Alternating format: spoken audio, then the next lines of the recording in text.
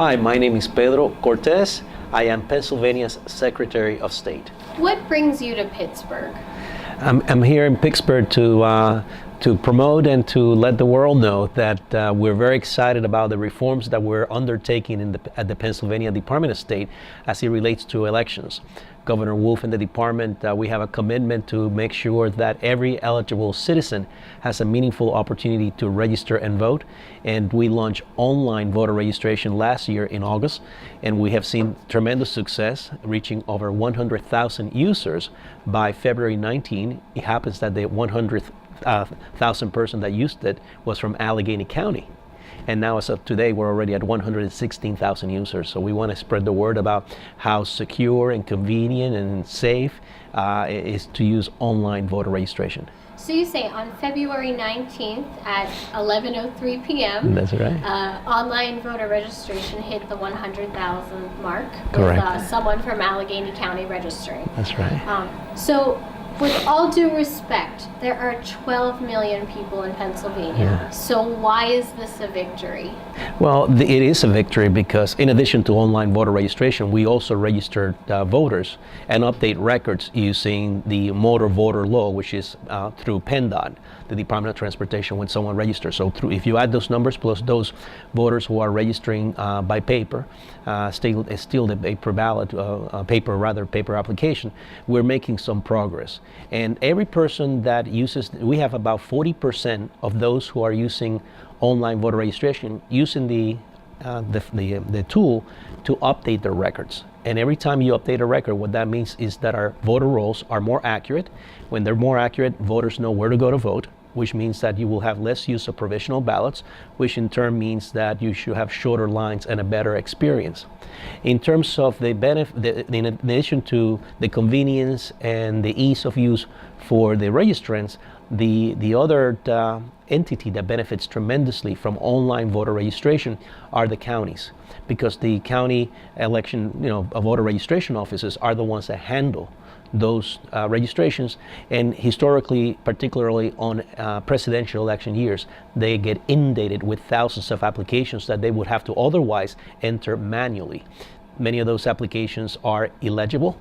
Sometimes they're missing information, which means that the counties have to expend or dedicate a significant amount of money and resources to hire additional staff for data entry, and then all the back and forth with mailing and phone calls to try to obtain the missing information. By using online voter registration, the information is provided fully, and it makes the experience for the voter and for the counties much more smoother and pleasant. Okay, so this would cut down on maybe redundant labor or, make it easier for the voter when they go to their polling place. So that would cut down on time for everybody, time on both ends. So also, with all due respect, why did it take until 2016 to get this system in place? Well, I would love to tell you that in Pennsylvania, our election reforms move as quickly as in other states, but that's not the case. Back in 2005, I chaired the Pennsylvania Election Reform Task Force, which is a group of 13 members, including former Supreme Court justices, former members of the Commonwealth Court. We had representatives from the legislature, the counties. We came up with over 20 recommendations for reform in Pennsylvania, and 10 years later, we had none adopted.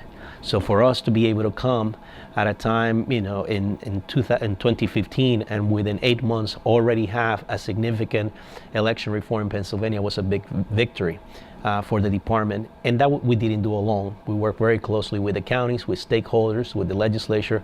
So we're happy that we are where we are. And when we launched online voter registration, we were the 23rd state to do so in the country. As of today, there are 30. So it's a trend that is catching up, and we'd like to think that we had a little bit to do in maybe providing an incentive for other states to do the same. So yesterday was Super Tuesday. That's right. And in the dozen or so states that held their primaries, there were record numbers of Republican voters going to the polling places. Are you seeing a spike in Republican voter registration in Pennsylvania? Where the trend in terms of online voter registration and that traditional registration remains fairly constant, although there is a spike or increase on those who are registering Republican.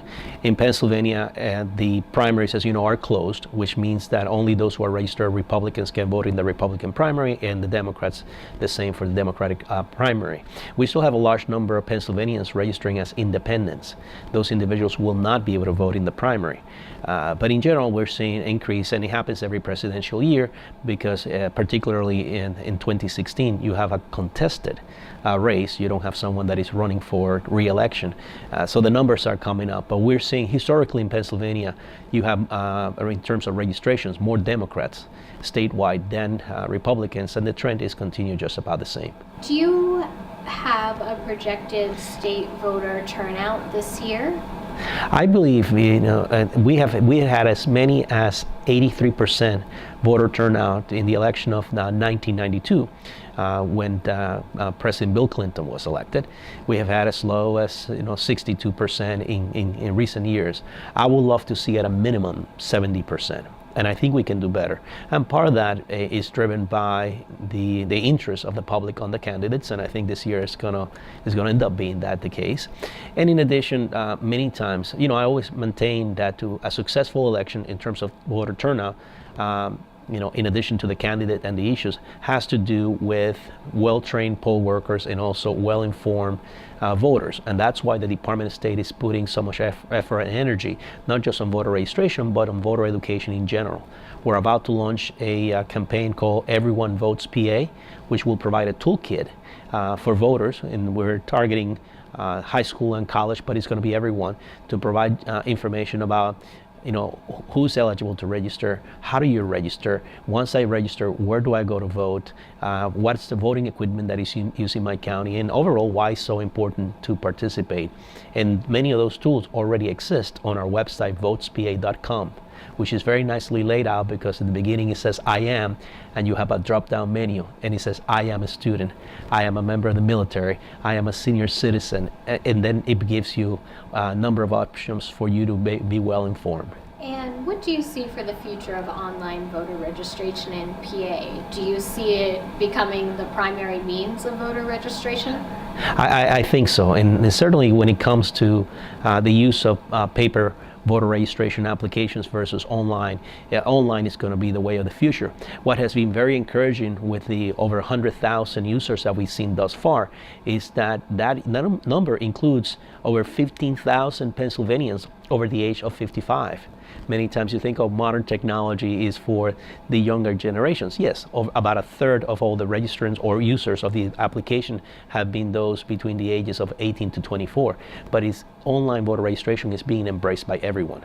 Again, because you're able to use it at your leisure, your convenience, 24/7. You can use it, and the way we have it built in Pennsylvania, you can use mobile devices, you can use your smartphone, you can use your desktop, and also we have the form both in English and Spanish, and that's the same for the information that we have on our website. Everything is duly translated from English, also in Spanish, for those citizens that may feel more comfortable using the Spanish information, the Spanish forms.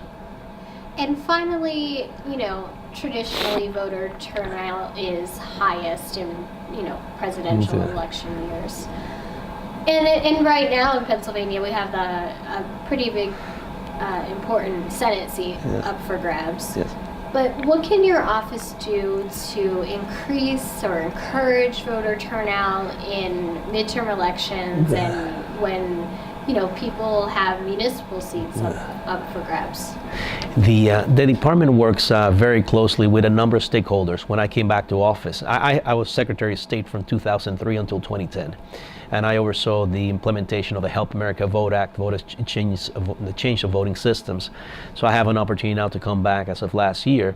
And what I have reinstituted is a stakeholders group that includes the county officials, county commissioners, as well as the county election directors, but a large number of stakeholders that are promoting the message that voting is not just a right, but it's a responsibility, and that we don't forget the sacrifices and those who made, gave their lives, some of them, so that we could have this right. So what we have done is, partner with those stakeholders, with colleges, universities, and other groups to take the message and say, this is important, this is why it's important. In the case of municipal elections, I've always maintained that they are not so, not even equally important as the presidential, but more important, because those local seats, such as your, school board members, the county council, your mayors, the county commissioners, those are, and your judges, especially the district judges and the judges in the courts of common pleas, those are the individuals that have a more direct impact in your daily lives. And as a republic, as a democracy, what we do when we vote is we vest on someone else the authority to make decisions for us. And that's why it's so important. So I always take that message, and we want to take advantage of social media, of earned media, any type of opportunity to spread the word. And I hope that message catches on.